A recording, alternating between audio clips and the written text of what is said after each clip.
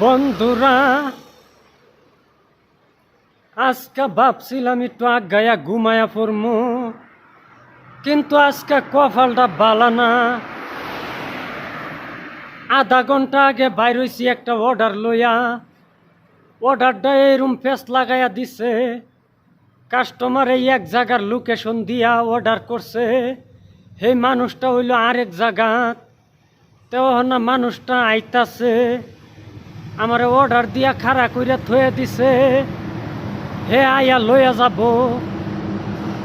আধা ঘন্টা ধরে খালি কইতাছে আইতাছে আইতাছে। মনে হয় মানুষটা বেঙ্গলোরের মধ্যে নতুন। সীতারামপল্লী মেট্রো প্ল্যাটফর্ম আমি খাড়া রইছি, হে অন্য অন্য মেট্রো প্ল্যাটফর্ম ঘুরতাছে, আমারে বিরসাইতাছে।